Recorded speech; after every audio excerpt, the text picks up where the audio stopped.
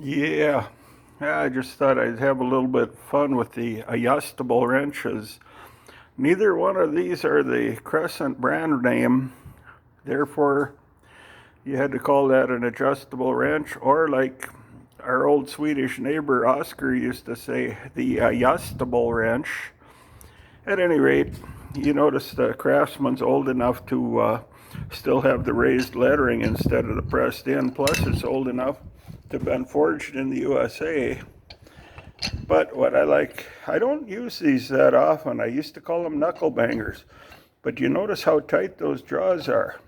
This one, there's no side play. There's no, that is just exactly perfect. You know, it's about as good as new. So it sticks around.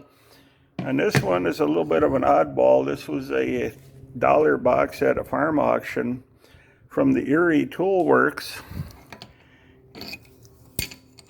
in Erie, Pennsylvania, but you notice that's the new abbreviation of the Pennsylvania. The old one was PENN.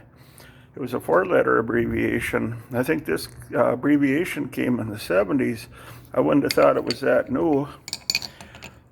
You know, that knurl. Look at all them.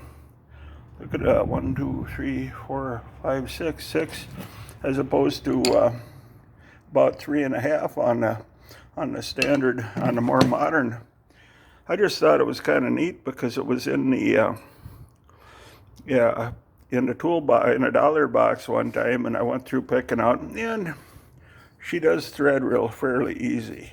You know, it's not real sloppy in the jaws. I used it this week because I had to clean some battery terminals, and I actually used that to loosen up the battery terminals, although it is a little bit clumsy. Here, we'll flip this one over. This is actually a real Crescent. Let me turn it around. There we go. Crescent Tool Company. See if I can steady myself. Jamestown, New York. They were actually bought out, I don't know, 20 years ago by the Apex Group, and they closed the factory down in New York. The only reason I bought it is it's unique. Got a damned wasp flying around, but it is kind of worn on the small end. Yeah, there's some play in the other end too, but yes, that is a real Crescent. And I did pay a little bit more than I paid for those other two, but only because it was something unique. I just thought I'd have a little bit of fun with that today. It sits in my toolbox and slowly migrates all the way to the back. I just thought I finished up my little project of cleaning up the wood chips, so get back to my tool what do you call it, my passion.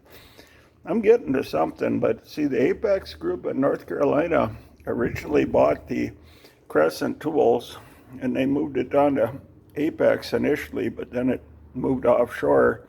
But I'll come back to them because there's another really popular Minnesota tool line that I collect, and I'll come to that, I guess, sooner rather than later. Hey, thanks, guys.